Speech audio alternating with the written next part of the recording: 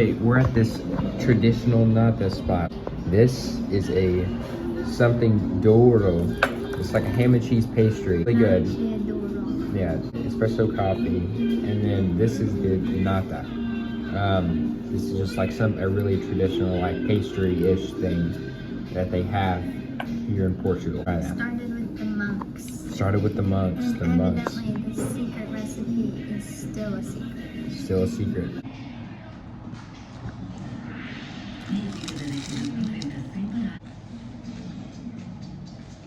It's like a custard. Custard. That would be good with cinnamon on it.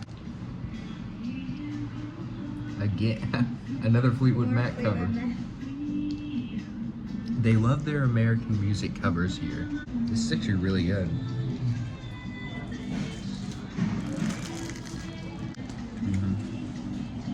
The natas were amazing. The custard was amazing. The cinnamon flavor with it was amazing. The flaky texture of the crust was amazing. The little like ham and cheese pastry I had was also really good. But it also came with this espresso. I don't love espressos. I like milk in my coffee, if I even drink coffee. But if you get one, there's only one way to drink it. We're done with breakfast. The nata gets another really high score. I'm giving that an 8.8. What are you giving it? So good. I think I'll go like 8.4. The espresso, however you say it. I don't love espresso, and I'm probably gonna be wired for the rest of the day, so like 6.2. Yeah, so there's like a station and then something else right next to it that we're on our way to see right now. But it's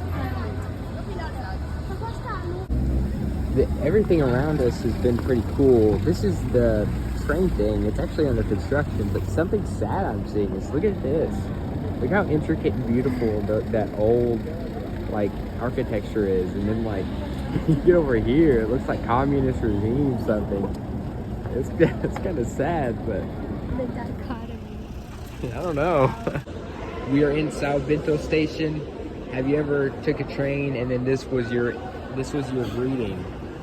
I don't think I ever have, ever. This used to be a monastery and it was actually converted to this in the early 20th century. These beautiful tiles that you see and this like artwork was all done by, designed and painted by one guy, and that's Jorge, like, Colegio. It's not spelled like Colegio in Spanish, but that is his last name, Colegio. And he did literally all of it in 1906 through 1915. So actually a pretty quick amount of time. Starting over here, if you can kind of see it, all along the top of like the different romanticized like war scenes that were like pivotal in like Portuguese history, it's like a progression of how people have moved around. So all of this top layer is like a progression of how people use horses and buggies and all this different stuff to move around to their different places. And in the blue here, it's like standard pictures and scenes of just like pivotal moments in Portuguese history. And these tiles are a common feature all around Portugal, or at least Porto, and that's really cool. Tiles like this are integrated in like all the architecture. They're called azulejos. And just another example of the use of tiles, or azulejos. And this is a Catholic cathedral over there, and it has similar tiles as inside of the train station. This is a cool spot, just like surrounded by some, buildings. This is more tile, like this vibrant red. These vibrant colors that you see in the buildings all around the place are like these red or blue or yellow tiles, just like that over there. We are outside at the Church of the Clergyman. It was built by an Italian architect who whenever he died, he was buried here. It was built in the 1730s and finished in about 7 years, which is really cool. It's a Baroque architecture time period. You could probably tell this, along with the tower that's behind it that you can't see right now, symbolizes something that I'll elaborate later. If you've got a keen eye, you'll notice that two of these clergymen or saints, both of them have missing hands. This guy is missing both of his hands, and this guy's missing one of his hands. And you might be like, wow, that's really weird. Like, why are they missing hands? Maybe there's some significance behind that. And there's actually not any significance behind it other than that whenever they were carved, they weren't carved freestanding and then put there. They were carved as a part of the wall. And so like that used to be just like a flat piece of wall, and then they were carved out of the wall. And so because of that, the brick didn't go out enough for them to carve a hand sticking out. So out of 4 hands, they're missing 3. There's no significance behind it, just that's just how it was built. Or this is the tower part. It was designed by the same guy that did the church, and the meaning and significance behind both of these pieces is it's meant to reflect like the constant struggle of humans trying to reach holiness, trying to reach divine heaven. And there's a really cool story in the Bible about that, and it didn't go very well. But I guess they didn't learn. This one wasn't knocked down, and they still speak Portuguese, I guess. So, but this guy has his hands. This tower was constructed in the 1750s, and was actually one of the last works that architect did before he died, and was buried in this church. More tile. So I read up on this a little bit. There's a statue here of Antonio Gomez, who is the Bishop of Porto. Not currently, but he was from 1952 to 1982. Something pretty, not unique. It's actually kind of common in places around here, like how much political power figures of the Catholic Church have in this area. And this guy's not actually up here because of like a humanitarian work he might have done, or he's really good for the Catholic Church. Apparently, he just did really good in in Porto's economy. Like, he just did really good making Porto a lot of money. And they have a statue of him here. And he did really good making Porto money because he was a really good politician. Like, he just did really well with economics and really well with all of this stuff. And I'm sure he was a good bishop whenever it comes to the Catholic Church, but they literally have this statue here commemorating the economic work that he did for the city of Porto. So it just kind of shows, like, you're not just a bishop or a power figure in a city like this. Like, you're a political figure with political power. Pretty crazy. All over Spain and Portugal, there are these trees that drop like these little walnut type things. And it doesn't happen in Spain, but it happens all the time in Portugal. There are places like this all over the place, just putting smoke all over the air. It actually smells really good. And they cook these chestnuts, and they're they say they're really good. So me and Nancy are gonna try some. We're gonna go over to this park and try some. There's just a constant, like, a lot of the smoke that you see is fog, but also a lot of it is just smoke from those little shacks that are everywhere, and it just fills the air with this like chestnutty aroma, and it's actually really good. So here's a look inside of the bag. You can see it. They actually look really good. Whenever they're cooked like they are right now, they get this like white gloss around it, and they put salt. I'm not exactly sure how you're supposed to eat them though. This is like, yes, okay, you crack it open, and then on the inside are the walnuts. Pull the walnut out. It actually looks quite good. Yeah, they're warm.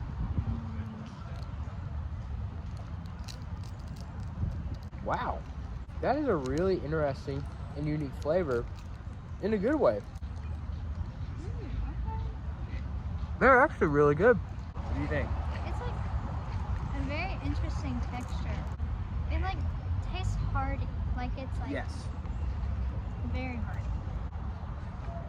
I don't know if I can like relate it to anything. No. It's its own thing. It doesn't taste like peanuts. It didn't taste like other nuts. It just tastes like a roasted chestnut. Yeah. It's really good. What do A you little bit rate it? salty. What do you rate it?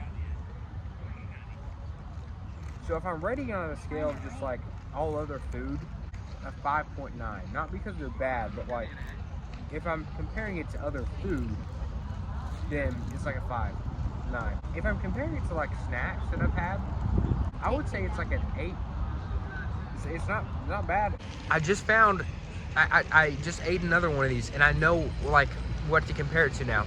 It's like a mini potato. I'm not even kidding. It's starchy, like a potato. Like you eat it, and it reminds you of this like starchy flavor from eating like a baked potato. And it's good. It's like a mini potato. It's really weird. I've never tasted anything like this, but it's good.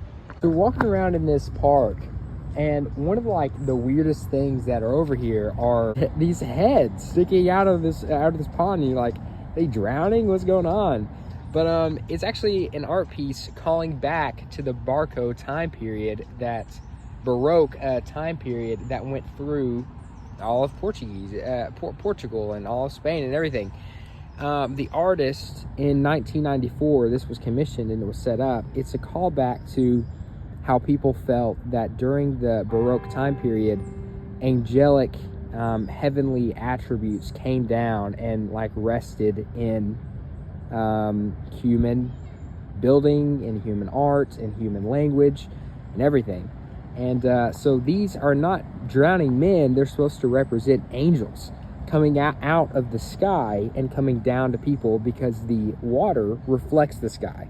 So it's almost supposed to be like you're looking at the water, which represents the sky, and these heads are coming out of the sky, and these heads are actually angels, meaning angels are connecting with the people down here on earth. There's this, and they're all over the place. These are like little bronze statues of guys laughing their heads off. But if you look it up, it's actually pretty interesting what this symbolizes. It's a satire on just community and humans as a whole.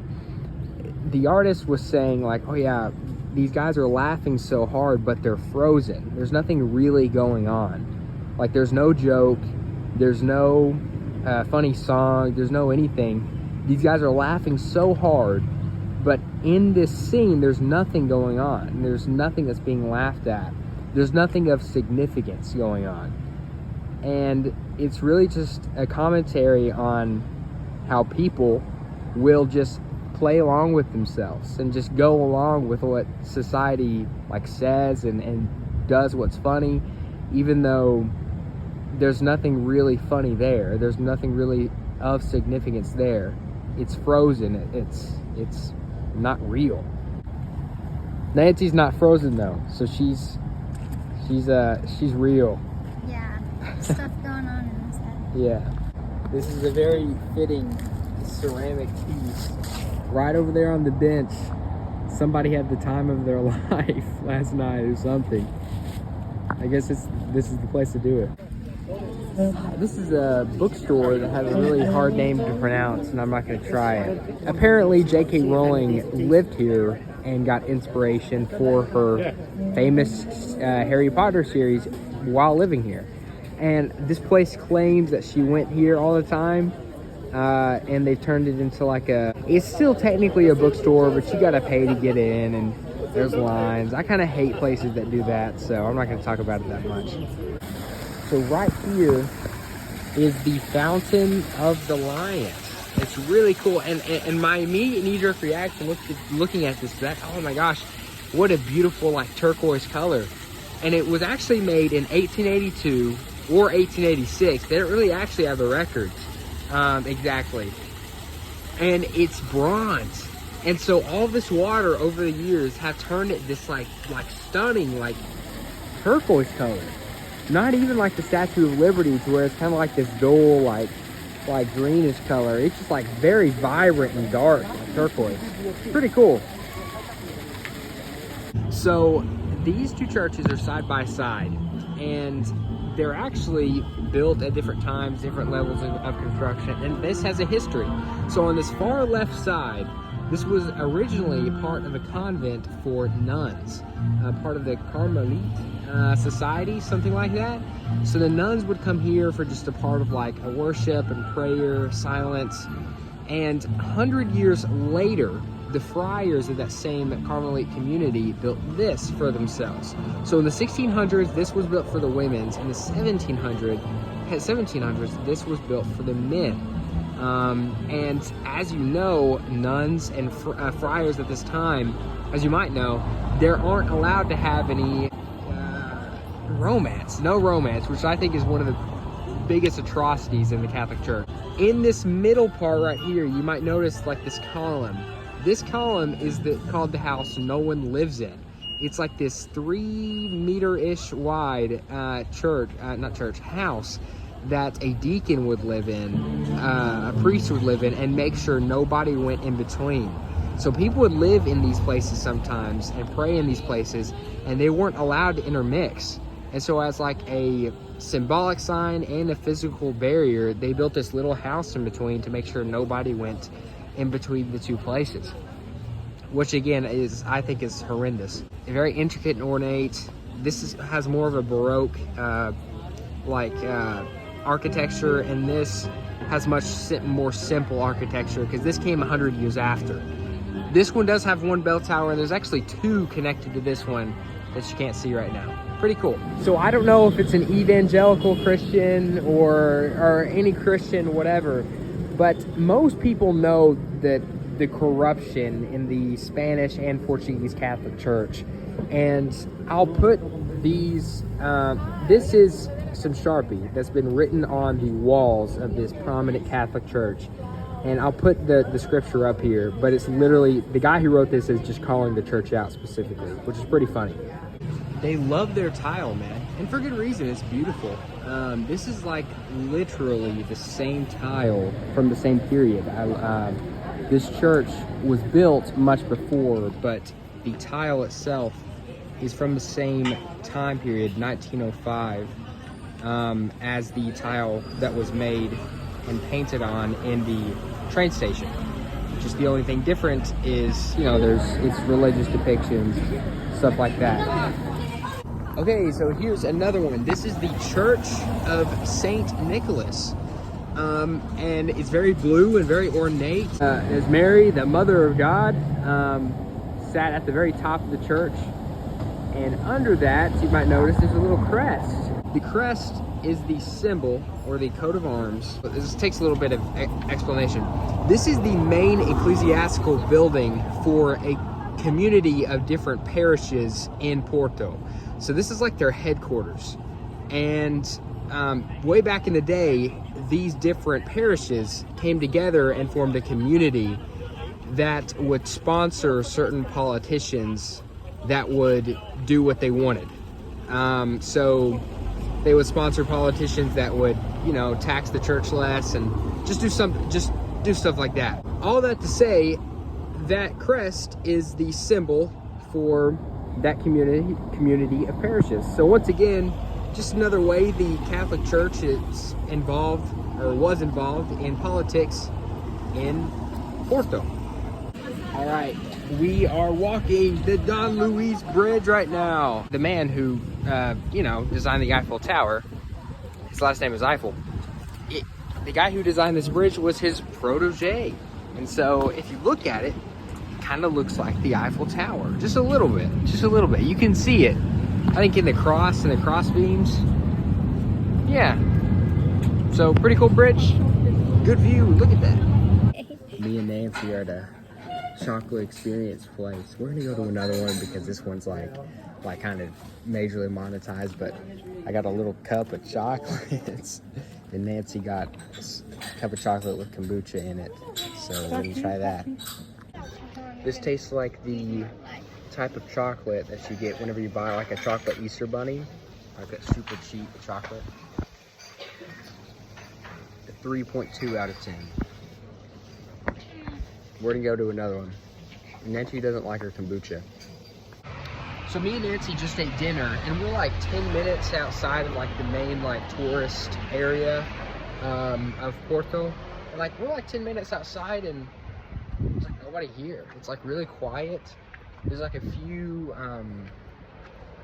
shops that are open. Obviously, we just ate dinner. It was really good. It was like common Spanish food, Portuguese food, but it was really good. But we're just out here like 10 minutes, 15 minutes away from where our Airbnb is, which is like smack dab in the center of like that tourist area.